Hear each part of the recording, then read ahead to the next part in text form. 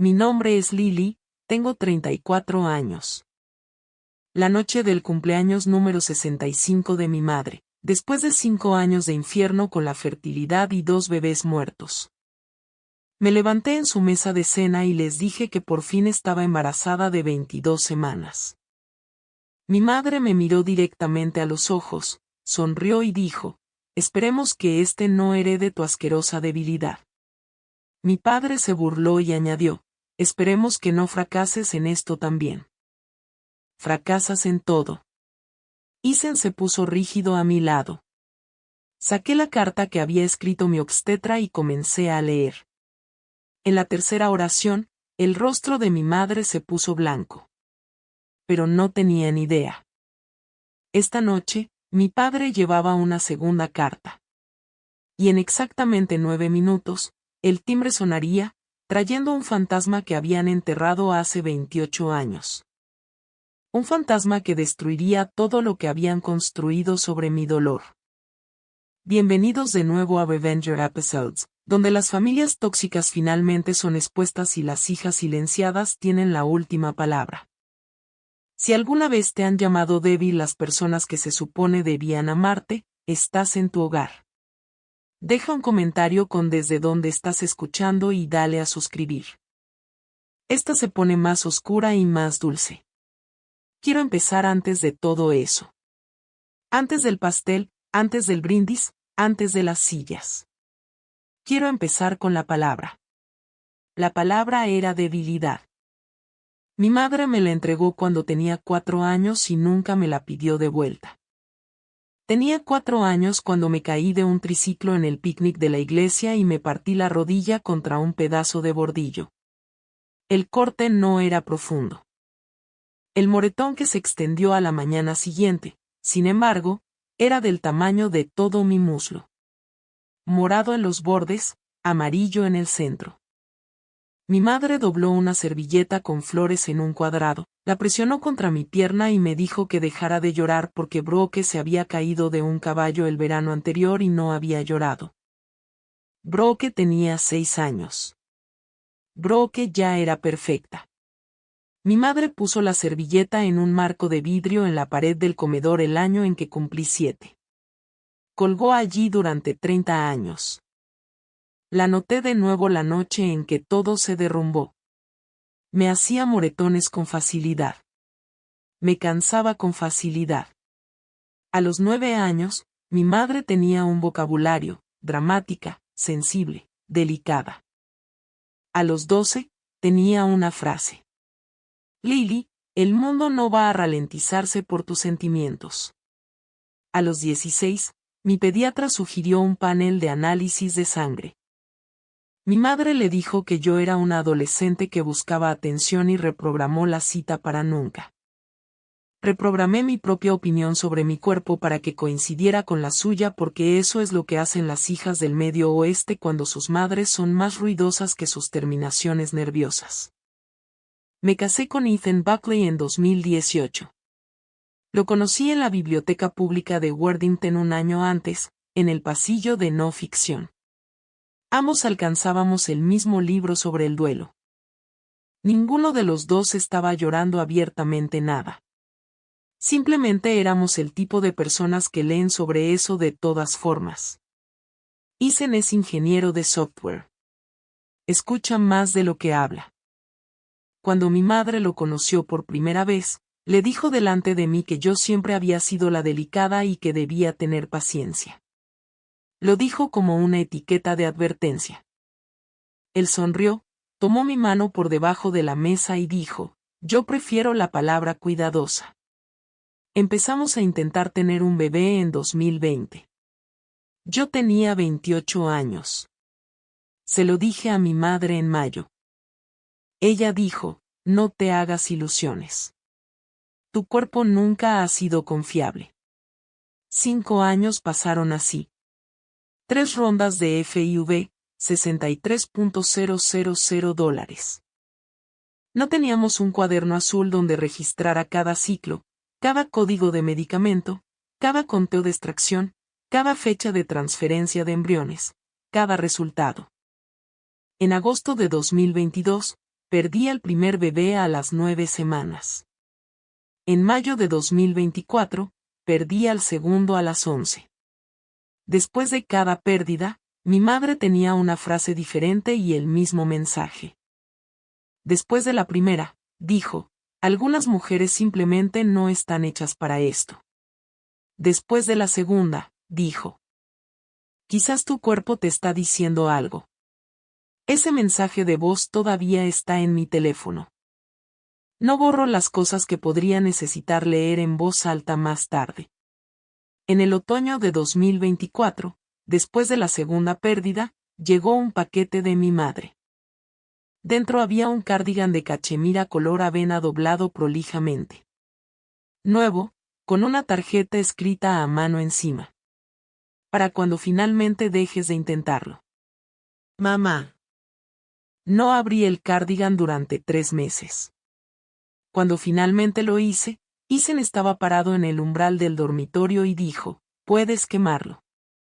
Puedes devolverlo por correo. Puedes guardarlo. Puedes hacer cualquier cosa excepto usarlo como ella quiere. Lo puse en el cajón inferior del tocador. Puse la tarjeta en una caja de nogal que mi abuela Eleyanar me había dado cuando tenía 14 años, con una pequeña llave y una frase que dijo solo una vez. Guarda esto. Lo necesitarás algún día. Había olvidado qué más había en esa caja. Lo recordaría un sábado de abril. En noviembre de 2025, Isen me hizo una cita con una nueva obstetra, la doctora Anigan en Westerville. Una enfermera con quien trabajaba en pediatría había sido su paciente y llevaba un año diciéndome que mi última obstetra debería haber ordenado un panel de hematología después del primer aborto. Espontáneo. 5 años demasiado tarde. Pero aquí estábamos.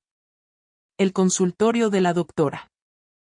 Anigan tenía paredes verde salvia y una tranquila planta en maceta en el rincón y un diploma de Ohio State, clase de 1998, el mismo año en que yo cumplí 6.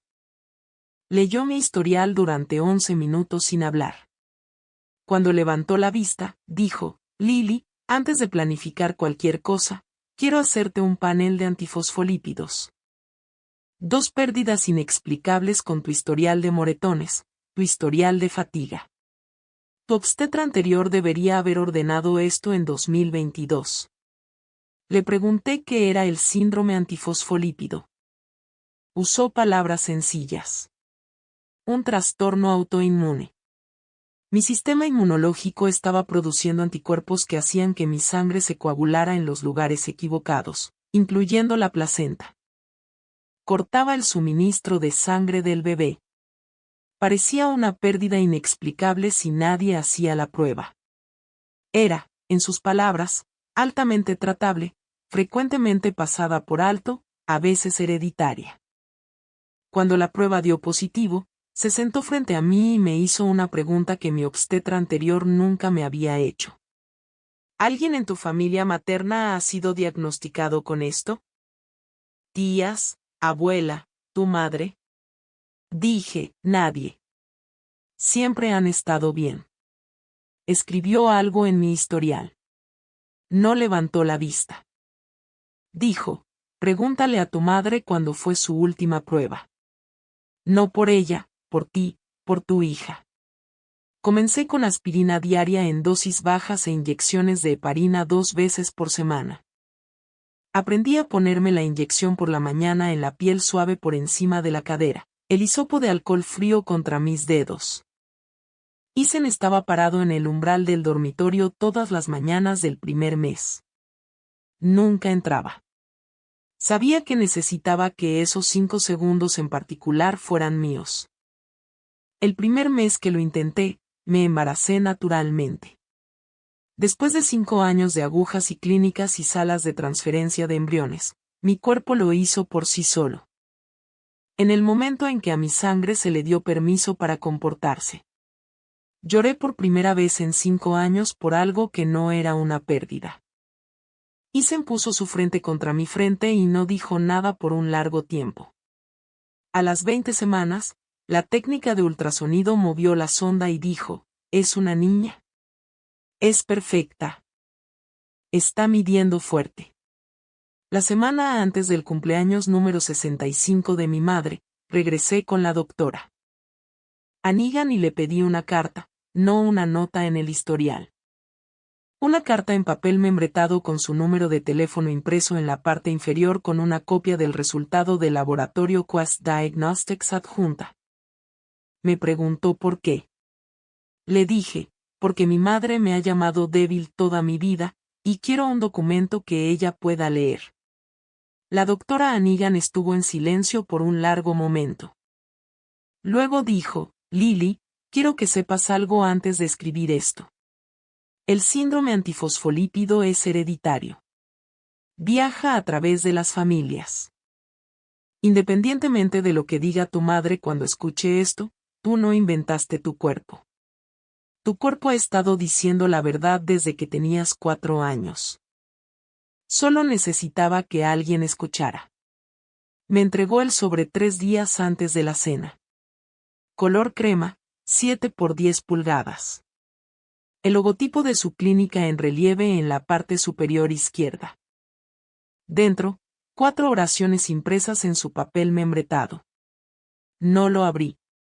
No lo necesitaba. Lo había escrito con ella en mi cabeza 1000 veces. La primera vez que leería esas 4 oraciones en voz alta también sería la primera vez que mi familia las escucharía. Quiero contarte ahora lo que no sabía esa semana. Lo que solo descubriría a las 8:13 de la noche del sábado cuando mi padre se levantó de la mesa por primera vez en 40 años. En 2020, el mismo año en que Isen y yo comenzamos con la FIV, mi padre, Walter Whitfield, que tenía 61 años y había sido un hombre tranquilo dentro de un matrimonio tranquilo desde el otoño de 1987. Envió por correo una pequeña caja de cartón a una empresa de genealogía. Dentro de la caja había un hisopo de mejilla. Le dijo a mi madre que había leído sobre eso en una revista en el consultorio del dentista. Ella puso los ojos en blanco. Él creó una cuenta a su propio nombre. Pagó la tarifa con una tarjeta que ella no monitoreaba. Y luego esperó. Esperó 4 años. El 11 de noviembre de 2024, mientras yo estaba acostada en una camilla de examen en Westerville, siendo informada de que mi sangre actuaba en mi contra. Mi padre estaba sentado en su oficina de seguros en Worthington leyendo un correo electrónico con el asunto. Creo que podría ser mi padre biológico. El correo electrónico era de una mujer llamada Hannah Hess Brennan.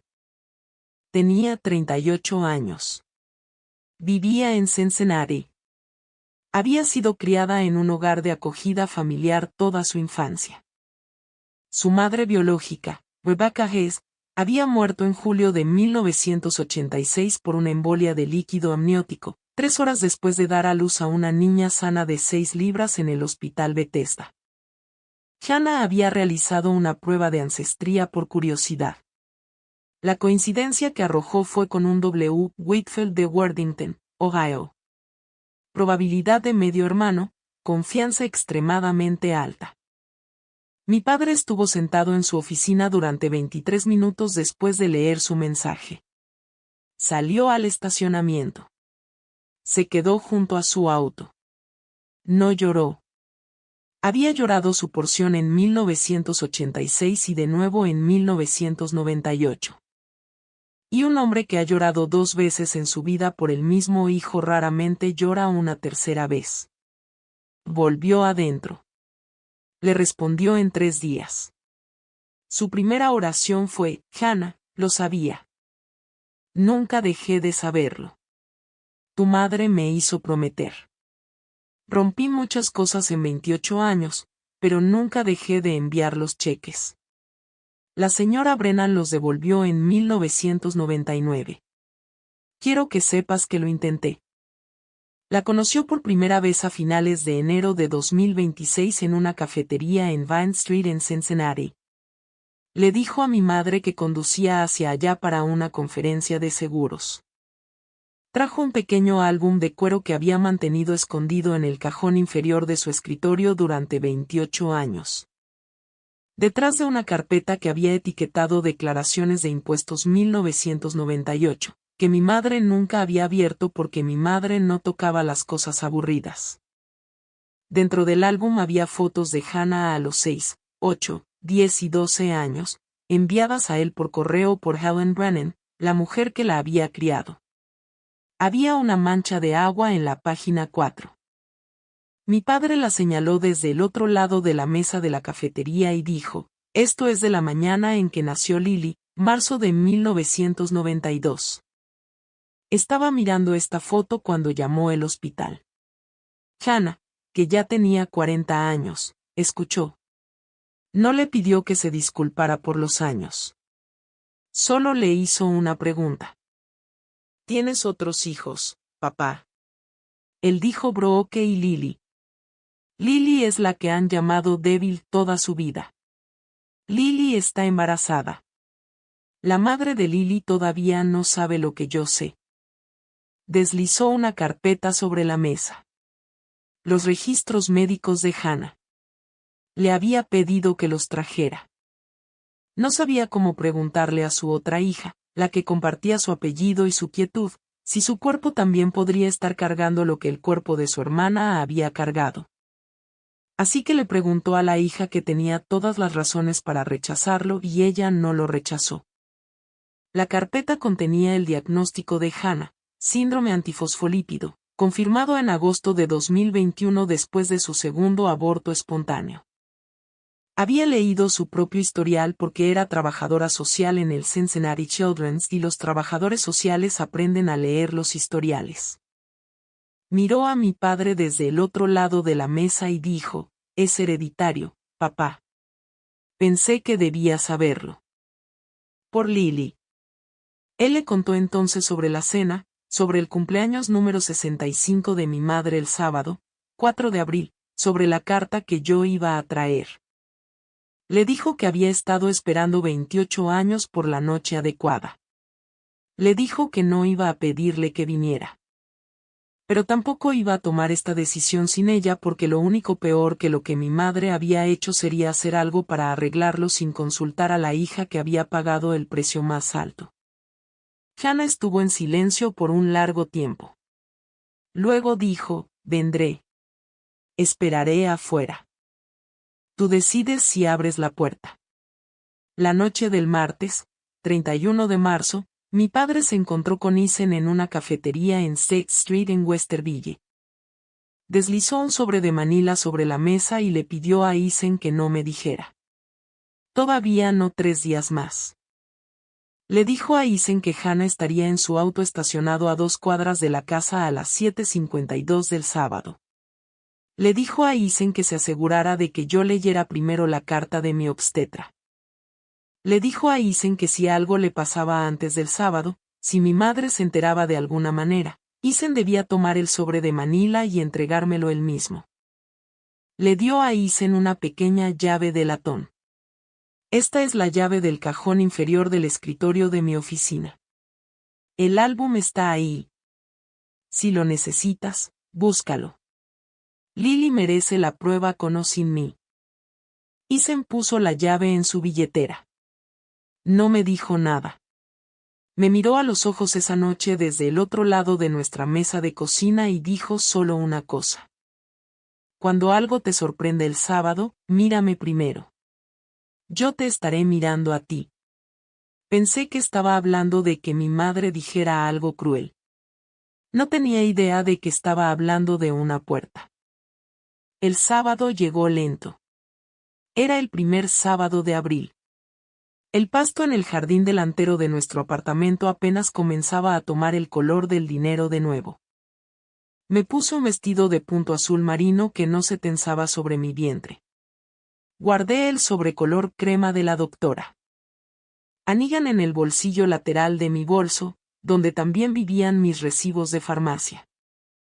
Guardé un pequeño frasco de aspirina en dosis bajas por si mi madre me ofrecía vino y tenía que decir que no sin explicarlo todavía.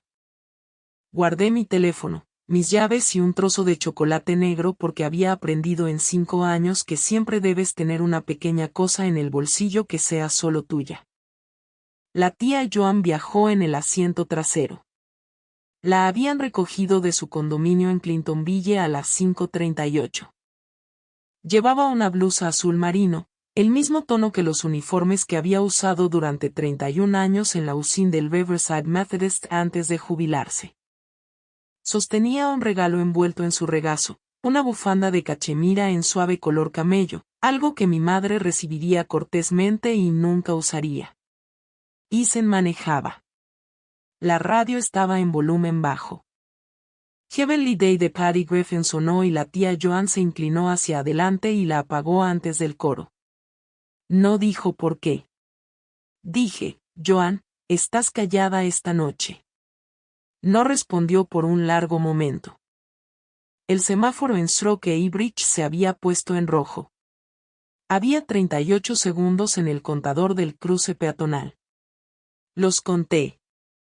Miró por la ventana y dijo, esta noche, le debo a todos en esa casa una disculpa que todavía no puedo decir. Le pregunté qué quería decir. No me miró. Miró el sedán gris que esperaba en el lado opuesto de la intersección. Una mujer en el asiento del conductor a quien no reconocí. No la reconocería por 2 horas más. El semáforo se puso en verde. Joan dijo, Lily. El cardigan que tu madre te envió en 2024. El de color avena. Consérvalo. Hay otro. Mismo color, mismo tamaño. Enviado por correo a una niña en Cincinnati en 1994. Por las mismas manos. Llevé a tu madre a la oficina de correos ese día. La vi entregar el paquete en el mostrador. No sabía para quién era. Ahora lo sé. Dije, Joan, ¿de qué estás hablando? Ella dijo, esta noche, pregúntale a tu padre sobre un nombre. No le preguntes a tu madre. Ella mentirá. No tuve tiempo de preguntar nada más. Giramos hacia la calle de mis padres. La corona en la puerta era de eucalipto y rosas secas. Mi madre la había hecho ella misma. El letrero de bienvenida que había colgado en 1996 y repintado cada cumpleaños desde entonces estaba recién blanco. Abrió la puerta antes de que tocáramos.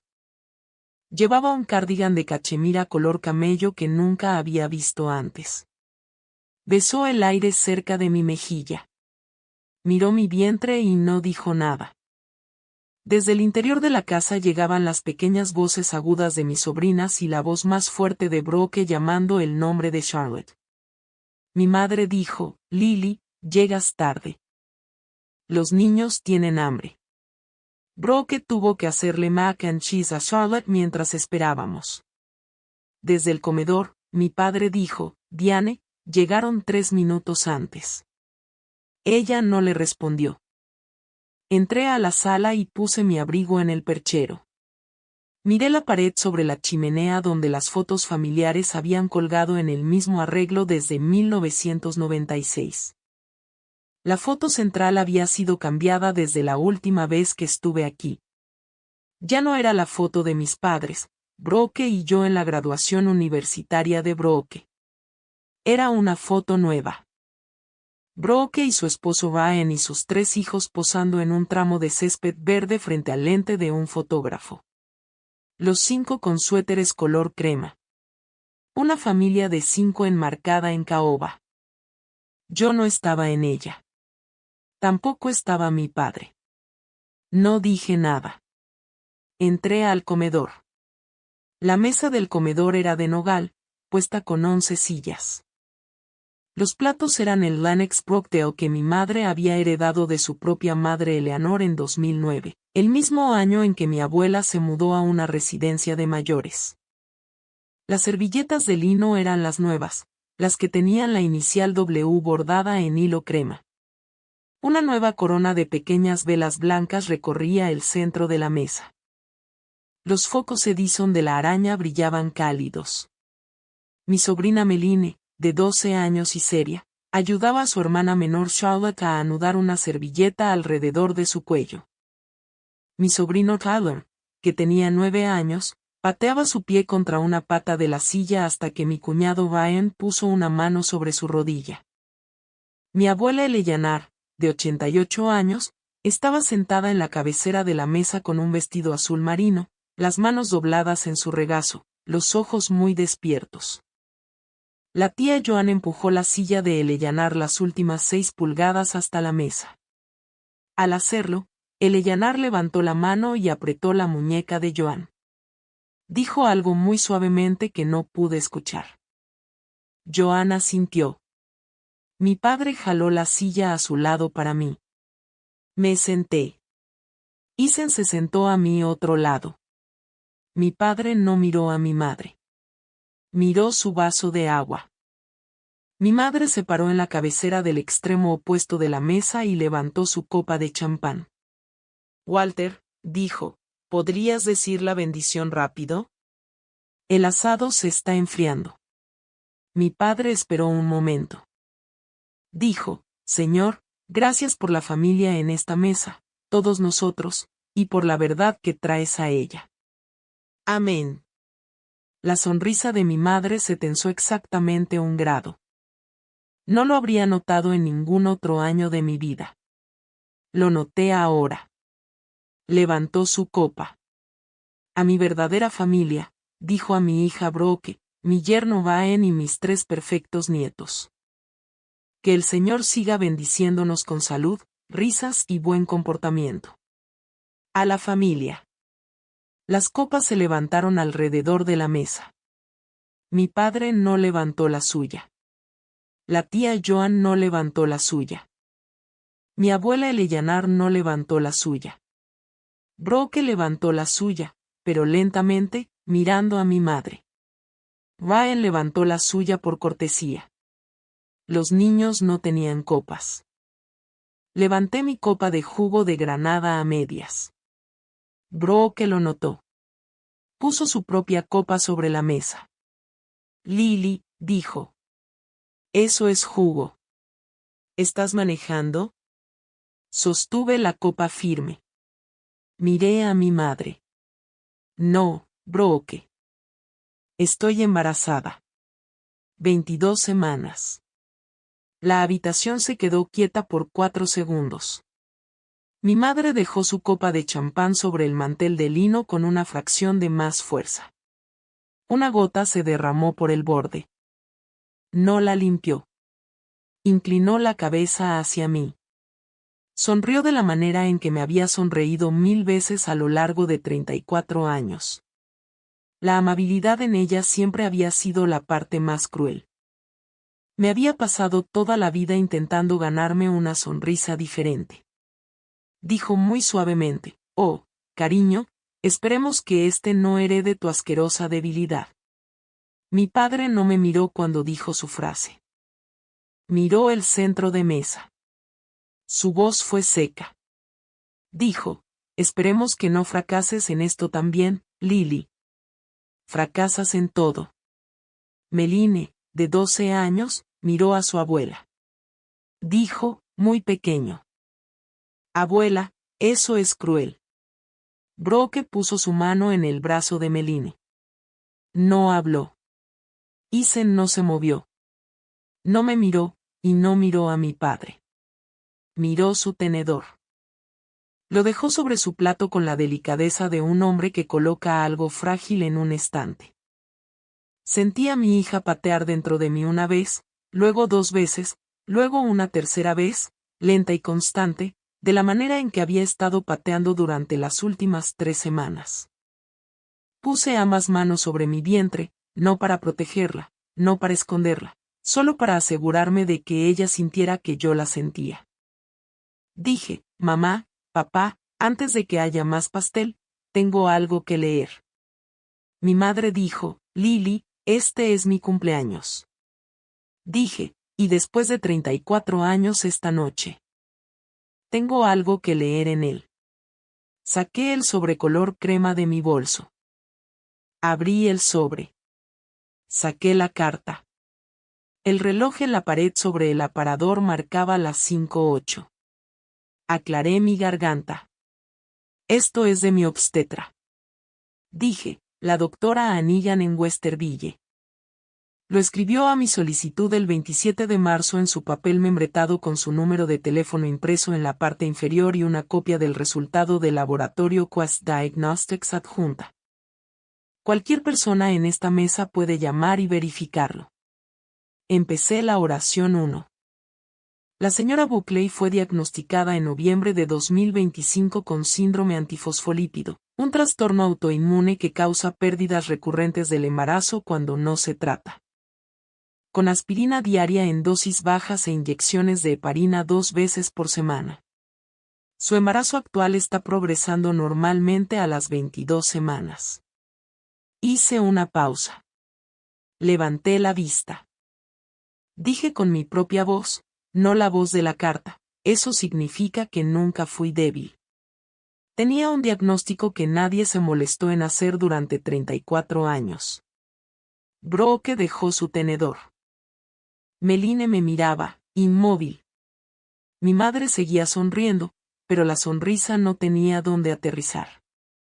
Seguí leyendo. Oración 2.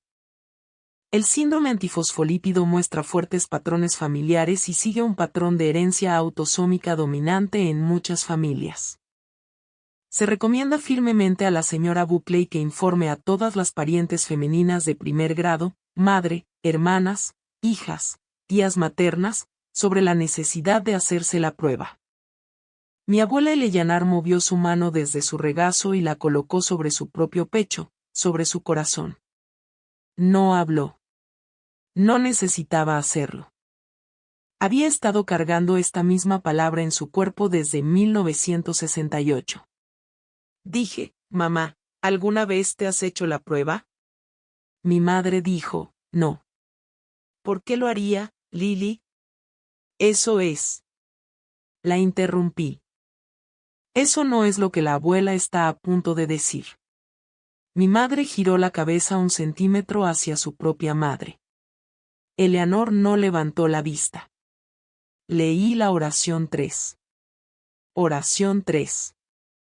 Las 2 pérdidas previas del embarazo de la señora Buckley, a las 9 semanas en 2022 y a las 11 semanas en 2024, no son, como se le ha sugerido informalmente, evidencia de debilidad personal o constitucional. Son consecuencias directas, predecibles y tratables de una afección autoinmune hereditaria no tratada. Si esta afección hubiera sido identificada antes mediante el historial médico familiar o mediante un cribado estándar después de la primera pérdida, ambos embarazos probablemente podrían haber llegado a término. Dejé la carta sobre el lino. El rostro de mi madre se puso blanco, no pálido, blanco. El color de la servilleta bajo su mano. Dije muy tranquilamente, mamá, tú misma te quitaste la heparina. Mi abuela habló por primera vez en la cena de cumpleaños de su propia nieta. No miró a mi madre. Miró el doblez de la servilleta sobre la mesa frente a ella. Su voz era firme.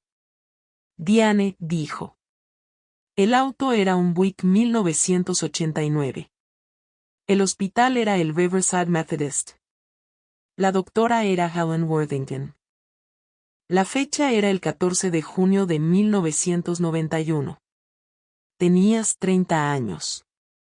Yo te llevé. Diste positivo. Estuviste en heparina durante 6 meses y luego dejaste de tomarla porque no querías que tu cuerpo le perteneciera a un diagnóstico. Tengo los recibos de la farmacia en una caja de zapatos en el centro de vida asistida. Los pagué con mi cuenta porque tú todavía no tenías tu propio seguro. Joan puede llevarme allí el lunes y traerlos. Díselo, Diane. La mano de mi madre temblaba en el borde de su copa. No bebió. Leí la última oración de la carta. Oración 4. Para la hermana de la paciente, Brooke, y para las 3 hijas de Brooke a medida que se acercan a la adolescencia, Se recomienda ampliamente la detección. Meline giró en su silla hacia su madre. Su voz era limpia y tranquila, de la manera en que pueden serlo los niños de 12 años cuando nadie les enseña a actuar. Mamá, dijo. ¿Lo tengo yo? Brocken no respondió. Se sentó lentamente. Me miró como si nunca me hubiera visto antes. Mi madre dijo, Bro, las niñas están bien. Mejor no. Yo dije, mamá, para. Me miró. La sonrisa había desaparecido. Había algo más joven en su rostro ahora, algo que no había sido dejado salir desde 1991. Ella dijo, Lily, eso fue hace 35 años. Los médicos de entonces no sabían lo que estaban haciendo. Tenía miedo. No quería que mis hijos fueran etiquetados antes de serlo. Mi padre dejó su servilleta de lino junto a su plato. Él dijo, Diane, para. Ella giró la cabeza bruscamente. Dijo, tú no tienes derecho a hacer esto esta noche. Siéntate ahora mismo. Mi padre no se sentó. Por primera vez en 40 años de matrimonio, mi padre, Walter Whitfield, no se sentó cuando mi madre se lo dijo. Él dijo, no, Diane, ya no más. El reloj en el aparador marcaba 11 minutos 8. Sacó un sobremanila del bolsillo interior de su chaqueta. Las esquinas estaban suaves. La etiqueta en el frente estaba escrita a mano con su propia letra en un bolígrafo tan desvanecido que parecía un lápiz ahora. La etiqueta decía una sola palabra. Hannah. Yo no conocía ese nombre aún. Lo conocería en 2 minutos. Mi padre no volvió a sentarse. Se quedó parado al lado de la mesa, el sobremanila en ambas manos. Como un hombre sostiene algo que ha estado cargando durante tanto tiempo que el peso ya no se registra. Me miró primero a mí, no a mi madre, a mí.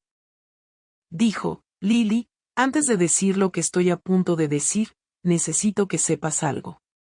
Las palabras que dije antes cuando nos dijiste que estabas embarazada. La frase sobre fallar en todo. Las ensayé con tu madre esta tarde. Ella quería que las dijera en serio. Yo no. Las dije para que ella no sospechara lo que viene. Fueron la última mentira que diré en esta mesa. Sentí a Eisen exhalar a mi lado.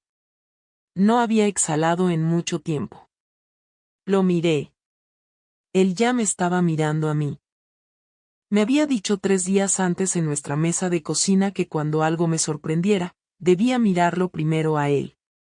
Él me había estado mirando desde el momento en que mi madre levantó su copa.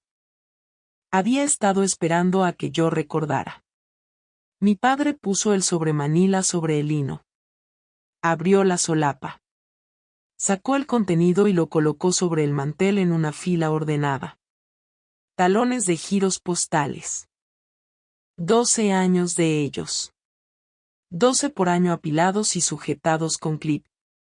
Una tarjeta del Día de la Madre de color azul claro con la letra de un niño en el frente. Una sola fotografía de una niña con uniforme escolar. 12 años.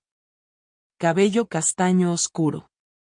Ojos exactamente de la misma forma que los míos. Él dijo, antes de conocer a tu madre, tuve una hija con una mujer llamada Rebecca Hess. Rebecca murió después del parto en julio de 1986, 3 horas después de que naciera nuestra hija. El nombre de nuestra hija es Hannah. Tiene 40 años. Ha vivido en Cincinnati toda su vida con una mujer llamada Helen Brennan, quien la acogió cuando tenía 3 días. Envié dinero cada mes desde 1986 hasta 1998. Tu madre se enteró en 1994 y me dejó seguir pagando. En 1998, finalmente me hizo parar. La señora Brennan devolvió 4 cheques sin cobrar en 1999. Brooke se levantó de su silla sin querer. Su servilleta cayó al tapete. Dijo, mamá, lo sabías desde 1994. Mi madre no levantó la vista del mantel. Dijo que era complicado. Brooke dijo, mamá, desde 1994. Lily tenía 2 años. Mi madre no dijo nada. La tía Joan se puso de pie. Caminó hacia la silla donde había colgado su bolso y sacó un pequeño álbum, de cuero marrón, muy delgado. Volvió a la mesa y lo puso frente a mí. Dijo, Diane, el cardigan que enviaste por correo a Cincinnati en 1994. La señora Brennan lo guardó. Hannah lo usó hasta que le quedó pequeño. Ella pensó que era de su padre. Pensó que era amor. Tenía 8 años. Te llevé en coche a la oficina de correos.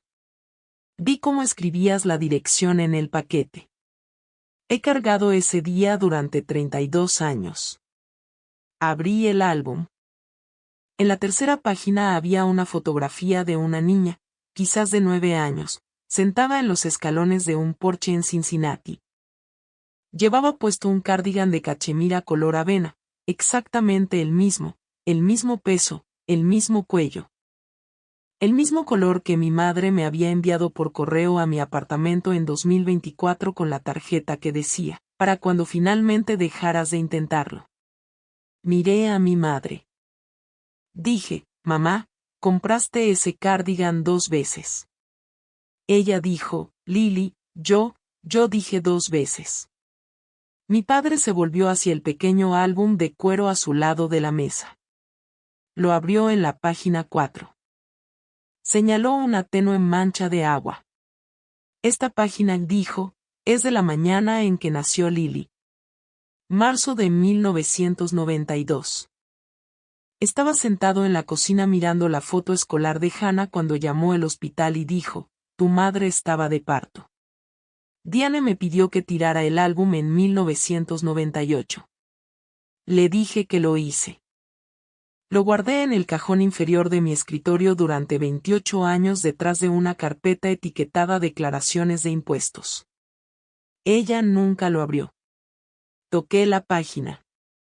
Toqué la fotografía de una niña de 12 años con uniforme escolar, exactamente la edad a la que mi madre la había ordenado salir de nuestras vidas. Dije, papá, ¿dónde está ella ahora? Mi padre miró el reloj en el aparador. El minutero acababa de moverse, dijo afuera en su carro. Vino en coche desde Cincinnati esta tarde. Ha estado estacionada a 2 cuadras desde las 7:52. Me dijo que tomara mi propia decisión. Le estoy tomando ahora. Mi madre se puso de pie. Dijo, Walter, no traes a esa mujer a esta casa. Después de todo lo que construí, después de que crié a tu hija como mía, después de que te di a Brooke y a Lily y una vida respetable. No lo harás. Mi abuela Eleanor levantó la cabeza por primera vez. Dijo, Diane, siéntate. Mi madre se sentó.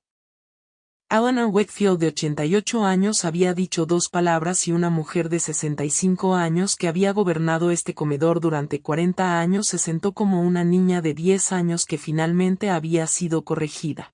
Mi padre sacó su teléfono del bolsillo de su chaqueta. Envió una sola palabra en un mensaje de texto. No dijo a quién. El reloj marcaba 13:08. Caminó hacia la puerta principal. Me levanté de mi silla. Dije, papá, espera. Quiero caminar contigo. Se dio la vuelta. Sonrió por primera vez esa noche. Era una sonrisa que no había visto desde que era muy pequeña, cuando todavía creía que mi padre era un hombre que podía arreglar cualquier cosa. Dijo, por eso esperé 28 años, para que pudiéramos caminar juntos. Puso su mano en la puerta. Miró hacia atrás a mi madre. Dijo muy tranquilamente, esta es la última puerta que le cierro, Diane. De ahora en adelante, las abro. Abrió la puerta. Ella estaba parada en el porche. La luz de los focos Edison sobre la puerta caía sobre su cabello, que era castaño oscuro como el de mi padre a su edad, y sobre sus hombros, que estaban húmedos por la lluvia suave que había comenzado en la última hora. Llevaba un abrigo de lana gris. Sostenía una pequeña bolsa de tela contra su pecho. No parecía asustada. Parecía una mujer que había pasado 28 años preparándose para un momento y había decidido que no iba a desperdiciarlo teniendo miedo. Dijo, «Hola, papá». Mi padre dijo, «Hola, chiquita». Están esperando. Entró. No miró a mi madre primero. Me miró a mí. La miré a ella. Detrás de mí. Meline susurró. Se parece a la tía Lily. Brooke asintió. Todavía no tenía palabras. Hannah cruzó la habitación en 5 pasos silenciosos. Se detuvo frente a mí. Éramos de la misma altura. Nuestros hombros caían en la misma línea. Nuestras manos sostenían nuestros propios estómagos de la misma forma, aunque el de ella estaba vacío y el mío no. La forma era algo más. Era la forma que las mujeres aprenden a hacer después de que sus cuerpos les han quitado algo. Dijo, Iris Lily. Dije, Iris Hannah. Dijo, papá me contó todo desde enero. Creo que sé cuál es tu helado favorito. Dije, menta con chispas de chocolate. Dijo, igual. Algo detrás de mis costillas se ablandó. No se abrió. Se ablandó de la manera en que un puño se ablanda antes de soltarse. Dijo, lo siento por haber venido en el cumpleaños de tu madre. Le dije a papá que esperaría afuera toda la noche. Me pidió que entrara solo si era necesario. Creo que era necesario. Mi madre no habló. Mi padre sacó una silla de la esquina del comedor y la colocó entre su propio asiento y el mío. Hannah se sentó. La tía Joan fue al aparador, tomó una pequeña taza de cerámica, la que tenía las margaritas pintadas. La taza de mi abuela Eleanor de los años 60, y la llenó de agua y la puso frente a Hannah. Mi abuela Eleanor extendió el brazo sobre la mesa. Puso su mano encima de la mano de Hannah. Sus dedos eran delgados y muy firmes. Dijo, bienvenida a casa, niña. He esperado mucho tiempo. Los ojos de Hannah se llenaron de lágrimas. No las limpió. Dijo, gracias, señora. Eleanor dijo, abuela, prueba abuela. Hannah dijo, gracias. Abuela. Hay un silencio particular que ocurre en una habitación cuando una mentira de 30 años finalmente se recuesta sobre un mantel. No es un silencio de conmoción. Es el silencio de los muebles reordenándose.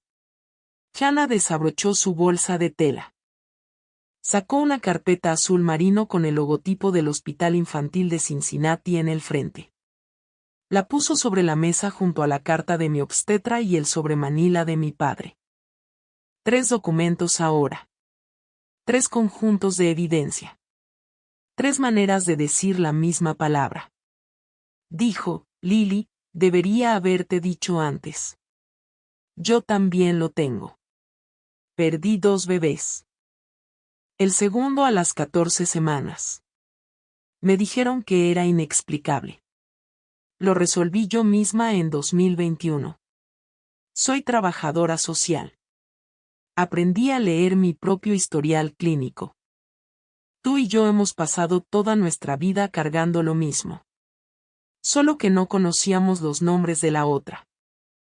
Dije, mamá, ¿sabías sobre los abortos espontáneos de Hannah? Mi padre respondió antes de que mi madre pudiera hacerlo. Dijo, se lo dije en diciembre de 2024. Le dije que a Hannah le habían dado un diagnóstico. Le dije que podría afectar a Lily. Le pedí que por favor esta única vez le dijera la verdad a Lily antes de que muriera otro bebé. Me dijo que no era su problema. Brooke se levantó de su silla. No caminó hacia mi madre. Caminó hacia Meline. Envolvió sus brazos alrededor de su hija y apoyó su barbilla en la parte superior de la cabeza de Meline. Miró a nuestra madre al otro lado de la mesa. Dijo, mamá, tengo 3 hijas. Meline tiene 12 años. ¿Sabías que esto podía pasarles a ellas? Y me dejaste creer que Lily solo era dramática durante 30 años. Ya terminé. Mi madre dijo, Brooke, estás sacando esto completamente de... Brooke dijo, no, no lo estoy. Terminé. Recogió su servilleta de lino y la puso sobre la mesa frente a mi madre, la W bordada en crema hacia arriba. Fue un gesto pequeño. Fue el gesto más pequeño en la habitación. También fue el más ruidoso. Dijo, a Meline la harán las pruebas la próxima semana. A Tyler, cuando sea mayor, y a Charlotte también. Me miró. Te debo una conversación. No sé cómo empezarla. No esta noche. Esta noche es tuya y de ella. Sus ojos se movieron hacia Hannah. De las 2. Me levanté. Puse ambas manos sobre mi vientre. Mi hija de 22 semanas, que ya tenía un nombre ahora, aunque nadie en esta habitación lo sabía todavía, pateó una vez contra mi palma. No necesitaba ser estudiada. Necesitaba asegurarme de que ella me sintiera sentirla. Dije, mamá, no voy a gritar esta noche. No voy a tirar tu pastel. No voy a pedir una disculpa porque no creo que sepas cómo. Pero quiero que todos en esta mesa escuchen esta cosa. Y quiero que mi hija crezca sabiéndolo. Esperé. Lo dije lentamente. De la manera en que el doctor Hannigan me había leído el diagnóstico en noviembre, de la manera en que mi abuela había nombrado la fecha y el hospital y el año unos minutos antes. De la manera en que suena la verdad cuando finalmente se le permite usar su ropa real. Mi madre pasó 34 años llamándome débil para no tener que llamarse a sí misma cobarde. Y esta noche, la palabra finalmente encontró a su verdadero dueño. La habitación no estalló. La habitación se asentó. Guardé la carta de mi obstetra en mi bolso. Deslicé el sobremanila que mi padre había traído por el lino hacia el lugar de mi madre. Los talones de giros postales, la tarjeta del Día de la Madre, la fotografía de una niña con uniforme escolar. Dije, estas también te pertenecen a ti, mamá. Léelas cuando puedas soportarlo. Mi padre puso una mano sobre mi hombro y una mano sobre el de Hannah. Por primera vez en su vida, estaba tocando a sus 2 hijas al mismo tiempo. No dijo nada. No necesitaba hacerlo. Ethan se levantó. Brooke recogió a Charlotte de su silla. Ryan, que había estado en silencio toda la noche, ayudó a Tyler a ponerse su chaqueta. La tía Joan llevó a mi abuela, Eleanor, hacia la puerta principal. Mi abuela levantó una mano al pasar junto a mi madre. No dijo adiós. No necesitaba hacerlo. Ya había dicho suficiente en 1989 cuando nadie le creyó. Y finalmente le habían creído en la primera cena de su bisnieta. Mi madre se quedó sentada en la cabecera de la mesa. No se levantó. No nos siguió. Miró la servilleta que Brooke había puesto frente a ella. No nos miró a ninguno de nosotros. Cerré la puerta principal detrás de mí. No miré la fotografía familiar de 5 personas sobre la chimenea al salir. En el carro, la tía Joan finalmente habló. Dijo, lo supe desde 1994. Llevé a tu madre a la oficina de correos a enviar el cardigan. Lo supe desde 1998 cuando le hizo parar. Debería haber dicho algo. Lo siento, Hannah. Lo siento, Lily. Hannah estaba en el asiento detrás de mí. Recostó su cabeza contra la ventana. Dijo, no podrías haberla detenido. Solo papá podía, y finalmente lo hizo. A la 1:23 de la madrugada, mi teléfono se iluminó junto a la cama. Era un mensaje de texto de Brooke. Decía, creo que te debo 30 años de disculpas. No sé cómo empezar. Dime cuando estés lista.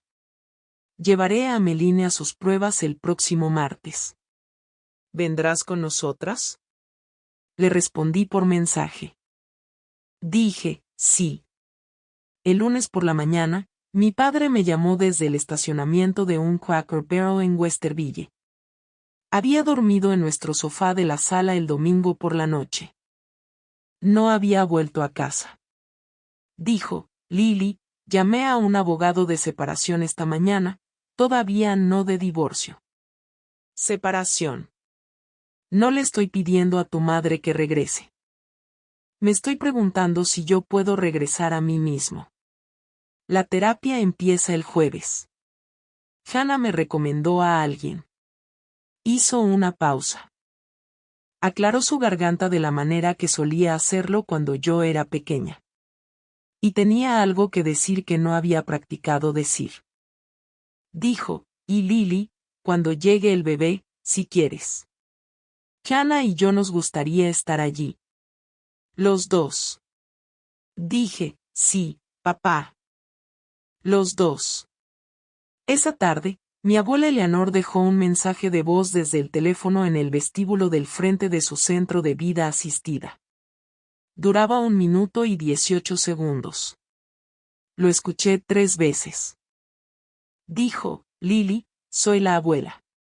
Di positivo en 1968. Perdí a un niño a las 26 semanas antes de que naciera tu madre.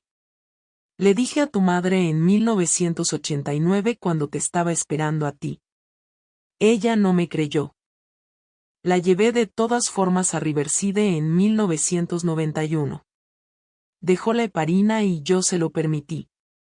Tengo 88 años, querida. Y lo único que lamento es haber dejado que tu madre convirtiera su miedo en tu crueldad. Te quiero. Quiero a Hannah. Quiero al bebé. Hasta pronto. Abrí la caja de nogal que ella me había dado cuando tenía 14 años. La que tenía la pequeña llave. La que me había dicho que guardara porque algún día la necesitaría. En el fondo de la caja había 3 cosas. Una lista escrita a mano de recibos de farmacia para heparina con fecha de junio de 1991 a diciembre de 1991 en la cursiva ondulada de mi abuela con una nota adjunta al frente que decía pagado en mi cuenta.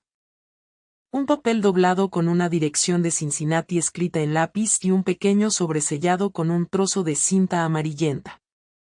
El sobre estaba etiquetado con la letra de mi abuela para Lily después de que mi hija sea honesta. No lo abrí esa noche. Me senté con él en mi regazo durante mucho tiempo.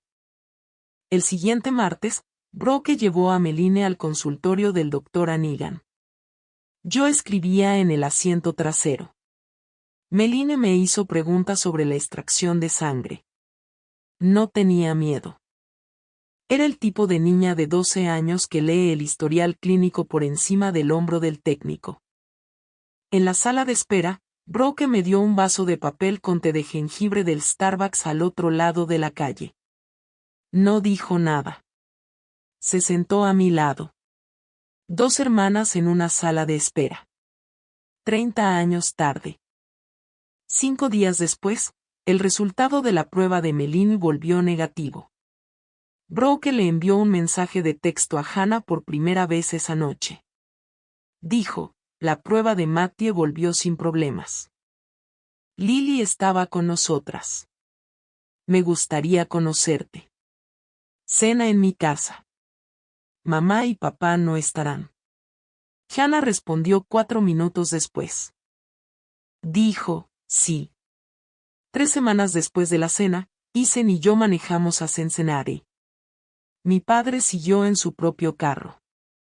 Nos encontramos con Hannah en Coffee Emporium en Vine Street, el mismo lugar donde ella se había reunido con mi padre por primera vez 3 meses antes. Había traído un pequeño álbum, el suyo propio, su infancia, fotos escolares, fiestas de cumpleaños en la mesa de la cocina de Helen Brennan, una niña con uniforme de exploradora a los 7 años. Una niña a los 9 sentada en los escalones de un porche en Cincinnati con un cardigan de cachemira color avena. Toqué la fotografía. Dije, Hannah, ¿de dónde vino este cardigan? Dijo, por correo cuando tenía 8 años, anónimo. La señora Brennan pensó que era de papá. Mi padre dijo muy tranquilamente, cariño, no era de mí. Pusimos los 2 cardigans sobre la mesa uno al lado del otro. El enviado por correo a Cincinnati en 1994. El enviado por correo a mi apartamento en 2024. El mismo color, el mismo peso. Aproximadamente el mismo tamaño pedido por una madre que nunca le había preguntado a ninguna de sus hijas sus medidas. Hannah dijo, lo usé 2 veces, luego me quedó pequeño. Lo guardé durante 30 años porque pensé que significaba que alguien me quería. Dije, Hannah, lo siento mucho. Dijo, no lo sientas. La verdad es mejor que la mentira, aunque la verdad sea peor. Mi padre al otro lado de la pequeña mesa del café miró a sus 2 hijas sentadas juntas por primera vez en su vida. Sacó su teléfono. No pidió permiso. Tomó una fotografía de los 2 cardigan color avena sobre la mesa. Dijo para el álbum del bebé para que sepa de dónde viene su nombre. Luego dijo voy a presentar el divorcio el lunes. No por Hannah.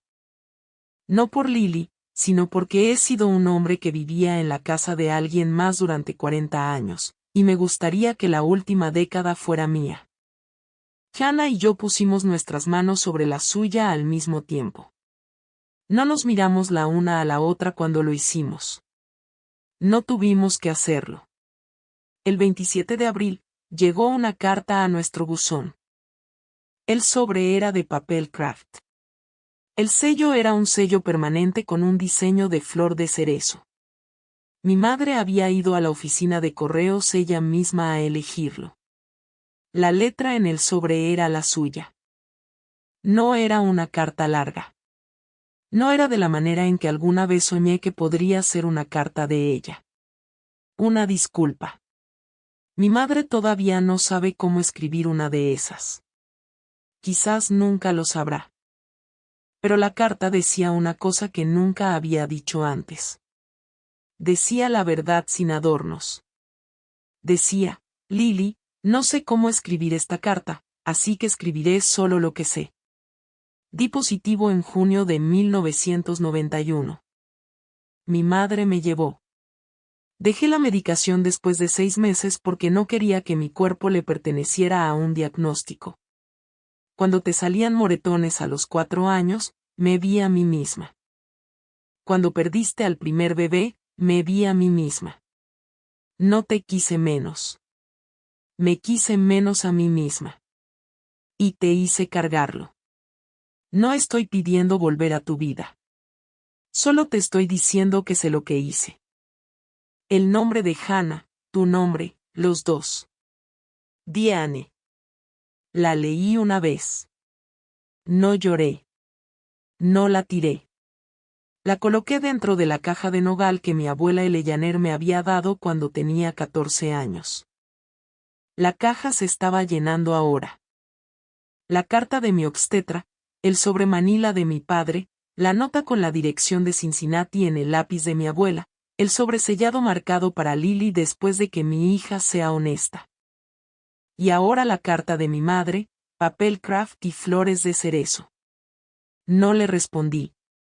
Ni esa semana, ni la siguiente. Quizás algún día, quizás no. La sanación que había elegido no incluía un plazo para su honestidad. El 29 de abril, Ethan terminó de pintar la habitación del bebé.